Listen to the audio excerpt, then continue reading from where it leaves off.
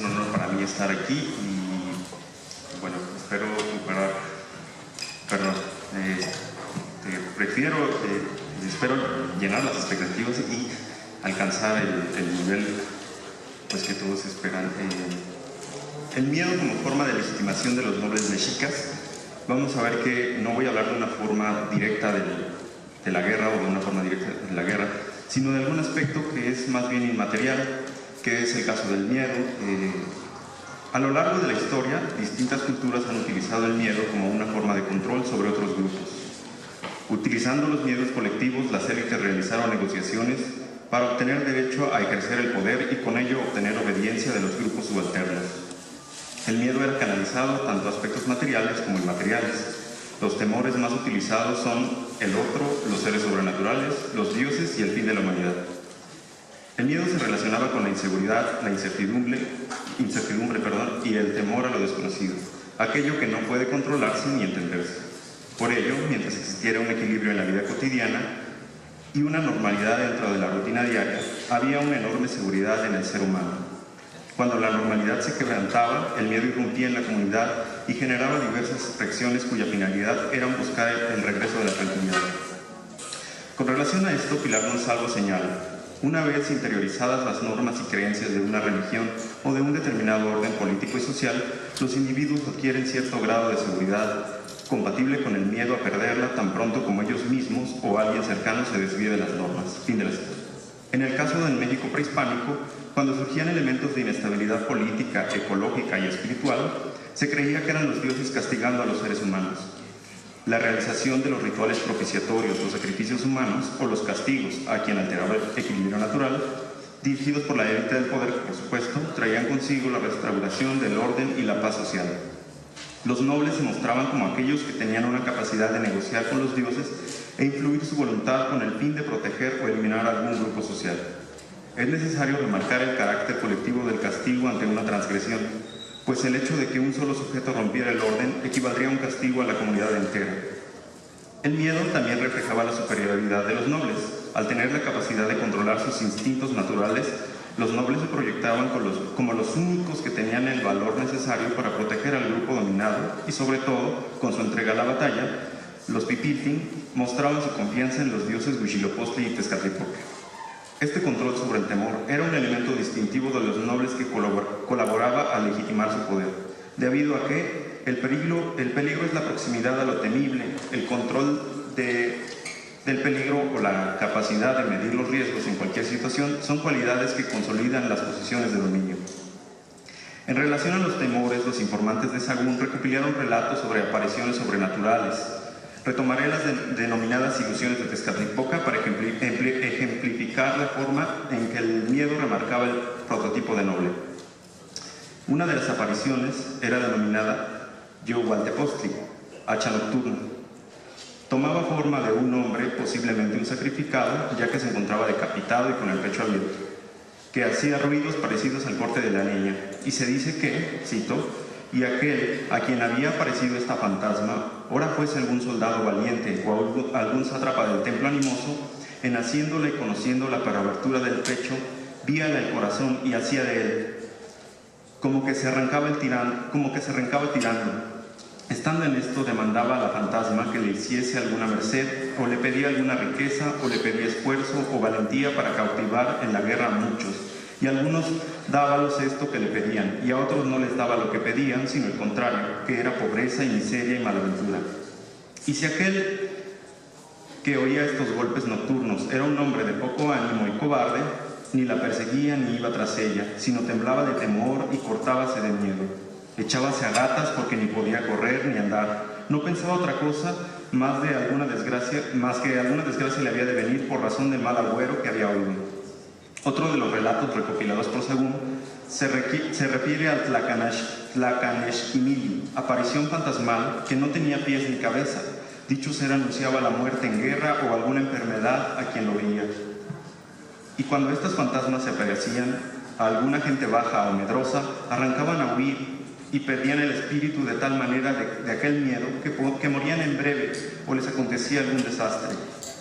Y si estas fantasmas aparecían en algún hombre valiente y osado, como son soldados viejos, Luego se apercibía y disponía, porque siempre andaban a buscar por todos los caminos y calles, deseando ver alguna cosa para alcanzar de ella, alguna aventura o alguna buena fortuna, o algunas espinas de maguey, que son señal de esto. Posteriormente los guerreros atrapaban al fantasma, exigiéndole buena fortuna, y no le soltaban hasta que la aparición le respondía: «Doyte toda la riqueza que deseas para que seas próspero en el mundo». Fin de la cinta. Los anteriores relatos muestran claramente las diferencias entre los hombres comunes, temerosos y susceptibles a perder el poder de los seres nocturnos, con los guerreros y nobles valientes, quienes se enfrentan a las fuerzas nocturnas para exigirle prosperidad. Es decir, los guerreros pueden negociar con los dioses y sus servidores para obtener beneficios. En cambio, los hombres comunes carecen de elementos necesarios para ello. Los hombres cobardes solo podían alcanzar cierto reconocimiento social si eran útiles en el sector agrícola. A ellos se les decía: «Y si eres medroso y cobarde y no te atreves a las cosas de guerra, vete a labrar la tierra y a hacer maizales, serás labrador, y como dicen, serás varón en la tierra, y por aquí habrá misericordia de ti, nuestro Señor poderoso». Al respecto de los hombres temerosos, López Austin observa que en este pensamiento nada bueno podía esperar, pues el dios Tezcatlipoca se burlaba de él por largo tiempo, atormentándolo con tremendos temores, ya que era un hombre sin base, sin fundamento, que no merecía una buena suerte más digna que el escarnio. Fin de la cita. A lo anterior, en la mentalidad de la élite, se le agrega que el varón cobarde, y esta es una cita de un Weber-Lahtoli, el varón cobarde, por su disimulación, echa a perder a los suyos, los vende siendo el hombre doblado, malicioso, descuidado para con sus amigos, muy medroso, suele poner a los suyos en trabajos y peligros. El hombre cobarde no solo era un ser inferior, también era visto como un peligro para el grupo social. Los aspectos relacionados con los temores y la confrontación, al parecer, tenían un sesgo ideológico que exaltaba el valor del guerrero. Doris Hayden ha observado, cito: «En estos agüeros se notan unas tradiciones que favorecen al Estado, que estimulan a los hombres a ser valientes en la guerra». Fin de la cita.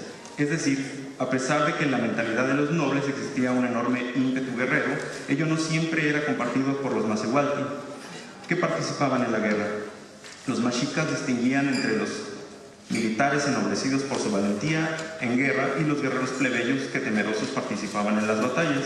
En una oración a Tezcatlipoca se decía: «Ruego a vuestra majestad que hagáis mercedes de vuestra largueza a los demás soldados bajos. Dadlos algún abrigo y buena pasada en este mundo, y hacedlos esforzados y osados, y quitad toda cobardía de su corazón, para que con alegría, no solamente con alegría reciban la muerte, pero que la deseen y tengan por suave y dulce, y que no teman las espadas ni las saetas, mas que las tengan por cosa dulce y suave, como a las flores y manjares suaves, ni teman ni se espanten de la grita y alaridos de sus enemigos». Fin de la cita. Lo anterior muestra que el discurso de la élite tenía un alcance limitado, ya que se pide a los dioses dieran valentía a los plebeyos para participar en la guerra y aceptaran la muerte en la batalla. La carencia de ánimos guerreros de los plebeyos afectaba los intereses bélicos de los nobles, por lo cual el miedo a la guerra y la muerte fue visto como un elemento de deshonra que afectaba el orden universal. Otro temor utilizado por la élite del poder fue el miedo al fin de la humanidad. La destrucción del mundo conocido y el fin de un sol o era se encontraban ligados con el poder y la necesidad de un grupo dirigente que colaborara con el equilibrio universal. Los mexicas creían que cada 52 años los objetos, el fuego y los dioses perdían su fuerza, por lo cual era necesario renovarlos o de lo contrario llegaría el fin de la humanidad. Por tal razón se debía realizar la ceremonia de Xumoctli. Al respecto, Sagún escribió: «Venida aquella noche, el que había de hacer y tomar lumbre nueva, todos tenían muy grande miedo y estaban esperando con mucho temor lo que acontecería, porque decía y tenían esta fábula o creencia entre sí, que si no se pudiese sacar la lumbre, que habría el fin humano, y aquella noche y aquellas tinieblas serían perpetuas, y que el sol no tomaría nacer o salir, y que de arriba vendrá y descendirán los titzimimes, que eran como unas figuras feísimas y terribles, y que se comerían a los hombres y mujeres. De manera que todas las gentes no entendían en otra cosa sino en mirar hacia aquella parte donde se esperaba la lumbre, y con grande cuidado estaban esperando la hora y el momento en que había de aparecer y se viese el fuego». Fin de la cita. Un dato sumamente importante con respecto a esta fiesta y la manera en que los mexicas ordenaban el tiempo de su realización es que dicen que el inventor de ella fue Quetzalcóatl. Los nobles y la élite en el poder, al estar encargados del ritual del fuego nuevo, tenían la responsabilidad de restaurar las energías del fuego y los dioses que mantenían el curso del universo. Ellos, a través del rito, incluso de las guerras, evitaban que el mundo llegara a su fin. Patrick Johansson comenta sobre este tema. Era la muerte del tiempo lo que propiciaba su propio renacer. Es decir, tenían que matar el tiempo para reactivar. Los nobles mexicas se presentaban como los continuadores de los ritos toltecas y eran ellos quienes organizaban el tiempo y colaboraban con administrar los ritos en el momento adecuado para evitar que los dioses los destruyeran. No solo a los mexicas, sino a la humanidad entera. De no existir esta dirección de la nobleza, el fin era inevitable. La oración a Tlaloc versaba: esto los viejos lo supieron y ellos lo divulgaron, y de mano en mano ha venido hasta nosotros, que se ha de cumplir hacia el fin del mundo, después ya la tierra estuviese harta de producir más criaturas. Fin de la cita. La tierra podía cansarse y los dioses decidir destruir a los hombres, pero gracias a los sacrificios colectivos y a la organización de los ritos de renovación dirigidos por los Pipitín, la humanidad negociaba una prórroga del fin del mundo. Esto es más claro en las palabras que se repetían cuando moría algún gobernante. Y cito: apagada está nuestra candela, fuésenos nuestra lumbre, ya está desamparada, ya está a oscuras el pueblo y señorío de nuestro Señor Dios, que Él regía y alumbraba, y ahora está a peligro de perderse y destruirse este pueblo y señorío que llevaba a cuestas. Así el gobernante era un ser fundamental dentro del cosmos, tanto que su muerte ponía en peligro al pueblo. Como Alfonso Caso lo observó, cito: en cierto modo de él depende que el universo siga existiendo, de él depende que los dioses reciban su alimento, que derramen sobre la humanidad el beneficio de sus dádivas. Fin de la cita. El miedo a la destrucción del mundo podía utilizarse como una forma de unificar a los gobernantes en torno a la figura de ellos. A los gobernados en torno a la figura de los gobernantes, obtener su fidelidad por medio de una especie de deuda que tenían con ellos por evitar el fin de la humanidad. Por otra parte, existía un temor que compartían todos los grupos sociales. El miedo a los dioses era una preocupación que permeaba a la sociedad mexica, desde el Tlatoani hasta el más humilde de los Macehuatl. Aquellos seres encargados del destino de la humanidad entera, los dioses, daban y quitaban los beneficios. Inclusive los gobernantes podían ser destituidos. Por ello se decía a los hijos de los nobles: no se escapa nadie de las descendidas y subidas de este mundo, y de los turbellinos y tempestades que en él hay, o de las falsedades y solazamientos y dobleces y falsas palabras que en él hay. Muy engañoso es este mundo, ríese de unos, gózase con otros, burla y escarnece a otros. Todo está lleno de mentiras, no hay verdad en él, de todos se escarnece. Fin de la cita. Los seres humanos no podían escapar de la voluntad de los dioses. Ellos disponían de la vida de todo ser vivo a placer. Dentro de las problemáticas que enfrentaban los seres humanos a lo largo de su vida, un aspecto fundamental es que el origen del sufrimiento no se hace derivar de las relaciones sociales, sino que se le atribuye a la naturaleza misma de la vida sobre la tierra. Es decir, los gobernantes no siempre eran culpables del sufrimiento de los macehuales, ya que los dioses lo dominaban todo. Ellos imponían las cargas y castigos. Solo ellos podían dar solución a los problemas espirituales, políticos y sociales. Incluso los dioses disponían quiénes iban a triunfar sobre la guerra. Esto se observa con claridad en los discursos durante la hambruna en el gobierno de Tlacaelel y Moctezuma y Huicamina, cuando se dijo a los macehuatl: hermanos e hijos, hermanos y nietos nuestros, ya os consta esta temarería y grande hambre es general, que no nos lo provocan nuestros enemigos, los de los pueblos lejanos, ni los vencidos en guerras, que esto es en general.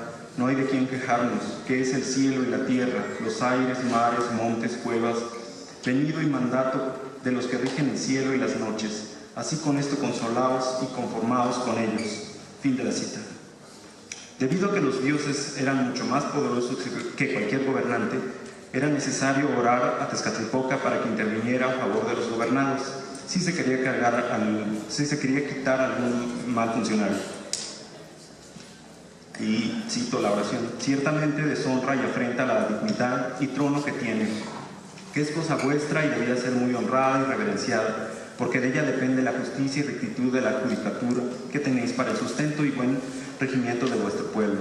Vos, que sois amparador de todos, y para que la gente baja no sea agraviada ni oprimida de los mayores, a lo menos, Señor, castígale de tal manera que sea escarmiento para los demás, para que no le imiten en su mal vivir. Véngale de vuestra mano el castigo, aflicción, o le privad del señorío, para que pongáis a otro de vuestros amigos que sea humilde y devoto penitente. ¿Cuál de estas cosas ya dichas quiere vuestra majestad conceder, o quitarle el señorío y dignidad y riquezas con que se ensorbece, y darlo a alguno que sea devoto y penitente, y os ruegue con humildad, y sea hábil y de buen ingenio, humilde y obediente? ¿O por ventura place a vuestra majestad de hacerle un recio castigo, de que se tuya todo el cuerpo, o incurra en ceguedad de los ojos, o que se pudran los miembros, o por ventura sois el servidor de sacarle de este mundo por muerte corporal, y que se vaya al infierno, a la casa de las tinieblas y oscuridad donde hemos de ir todos? ¿A dónde está vuestro Padre y vuestra Madre, diosa del infierno y de los dioses del infierno? Paréceme, Señor, que esto le conviene más, para que descanse en su corazón y su cuerpo allá en el infierno, con sus antepasados que ya están en el infierno. Fin de la cita. Tezcatlipoca intercedía por los grupos dominados, pero esto también pretendía poner un límite a la capacidad de acción de los grupos sociales. Es decir, debido a que los dioses tenían la primera y última palabra sobre los seres humanos, los dioses premiaban la buena conducta, pero también castigaban a quienes irrumpían el poder, por lo cual, ideológicamente, no era necesaria la rebelión contra los gobernantes, dado que Tezcatlipoca y Huitzilopochtli siempre vigilaban quienes les servían y solo ellos tenían el poder legítimo de destituirlos.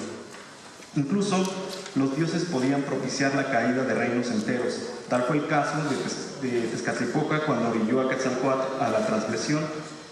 Después de emborracharlo, ello originó la caída de Tola. Otro caso es el señor Toltecahuema, castigado por los tlaloques, quienes llevaron a la hambruna a su reino.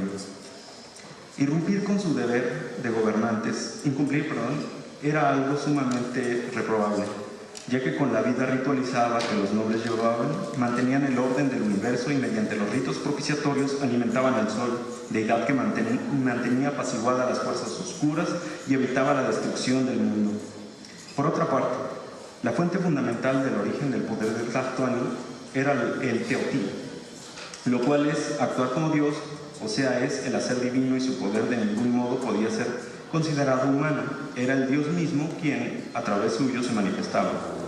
Debido a que el poder del Tlatoani y otros nobles provenía de los dioses, era tan fuerte que únicamente los mismos dioses tenían la capacidad de destruirlos y castigarlos, con el fin de evitar que los seres humanos, principalmente gobernantes, olvidaran su motivo de existir, y su motivo de existir fundamental es alimentar a los dioses. Como conclusiones, tenemos que una forma de mostrar las diferencias sociales entre nobles y plebeyos fue el valor al enfrentarse a los aspectos sobrenaturales o las pruebas que Tezcatlipoca ponía a los hombres. Los nobles contenían sus temores para hacer frente a la violencia de la batalla y a los retos de los dioses que los dioses les ponían. La prueba principal era enfrentarse a lo desconocido y al enemigo. Tezcatlipoca se materializaba para brindar dádivas a quien demostrara ser un guerrero valiente, y en cambio atormentaba a quienes eran cobardes. Lo anterior tenía un sesgo ideológico en el que se pretendía mostrar a los dioses como motivo de las guerras, ya fueran rituales o de conquista. Huitzilopochtli y Tezcatlipoca siempre estaban necesitados de hombres valientes que fuesen sus representantes y que colaboraran con el orden universal. Otro miedo que tenía una carga ideológica con beneficio del Estado era el fin de la humanidad. Los mexicas creían que el quinto sol en el que habitaban llegaría a su fin si no se realizaban los rituales propiciatorios que renovaran las energías de los dioses. Los ritos de renovación estaban dirigidos por la élite del poder. De esta forma, ellos se mostraban como los renovadores de la energía cósmica que mantenía la humanidad. El miedo a la destrucción del mundo se utilizó para ganar la lealtad de los gobernados en torno a sus gobernantes, ya que tenían una deuda con los nobles por evitar que los dioses pusieran fin a la humanidad. Esto último se relaciona con el temor que compartían todos los mesoamericanos, o los mexicas por lo menos, el miedo a los dioses. Los dioses disponían de todo, ellos daban y quitaban los bienes materiales. Ello también ayudaba a los gobernantes a desviar la responsabilidad de alguna catástrofe, pues en las hambrunas ellos arguían que los dioses lo habían dispuesto y ante la voluntad de los dioses no siempre se podía interceder. En cambio, los dioses sí podían interceder para destituir a algún gobernante, lo cual cerraba las posibilidades de acción política o militar de los grupos iberminados, ya que únicamente ellos, principalmente Tezcatlipoca, tenían el derecho a castigar a los gobernantes. Muchas gracias.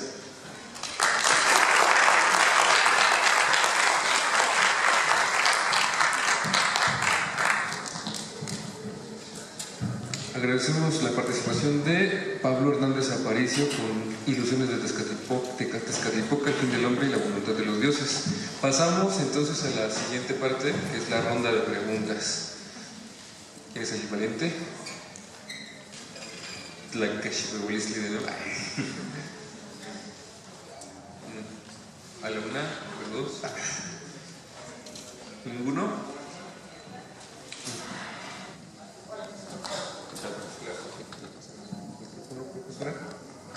Básicamente mi pregunta sería la siguiente. Tú mencionas que básicamente, o sea, que todo estaba basado en el miedo. ¿Qué opinas de esta situación donde cuando Tezcatlipoca no cumplía algunas de las cuestiones que se había pactado, las personas tenían derecho a burlarse de él y a insultarlo, ¿no? Entonces yo creo que ahí ya no es una relación tanto de miedo, o sea, creo que es una relación un poco más de intercambio. No sé qué pensarías de eso. Sí, bueno, esto lo traté de manejar desde cómo lo están diciendo ellos, ¿no? O sea, cómo van a manejar los miedos. Y es cierto, o sea, aparentemente todos creen en eso, todos creen que los dioses los van a castigar, todos creen que Tezcatlipoca es el omnipresente, pero había otro tipo de dioses, el que intercedían por los hombres. Incluso, como bien señala, ellos podían negociar, no solo los nobles, sino también algunos más iguales con algunos ritos o con insultos o con formas rituales de interactuar con los dioses.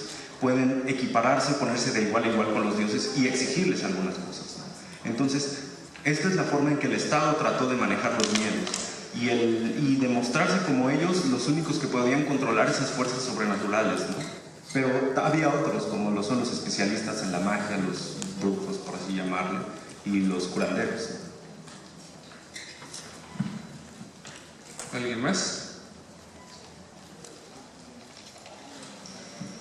Compañero de chamarra roja.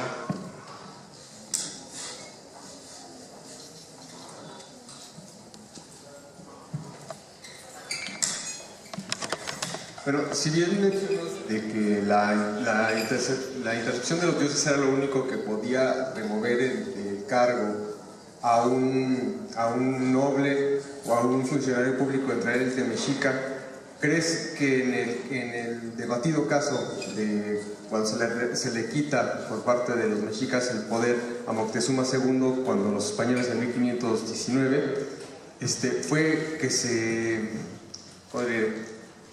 fue un colmo al que llegaron de decir, ¿sabes qué? Vamos a hacer una rebelión para quitarte? ¿O crees que haya habido también alguna onda de ritual para quitarle el poder simbólicamente a Moctezuma y ya después lo que haya sido con él? Esa es una cosa muy interesante porque sí, hay una especie de rebelión supuestamente, y creo que también tiene una carga ideológica y religiosa, porque lo ha señalado Guillaume Olivier, que se supone que pierde el trono Moctezuma porque tiene una serie de transgresiones, entre ellas tiene una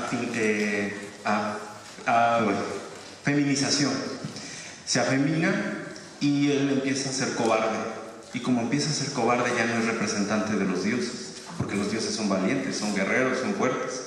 Ya deja de ser el Ixitla de los dioses, y entonces es importante que quitarlo, ¿no? O sea, hay que buscar a alguien que realmente lo vaya a representar, y que no solo represente a los dioses, sino al grupo entero. ¿Alguien más? Por allá. Por allá.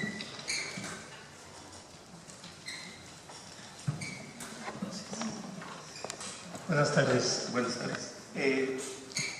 Tocando el tema que tú manejas, lo del miedo, creo que es una parte fundamental que se nos ha transmitido, por la cual perdieron los pueblos prehispánicos.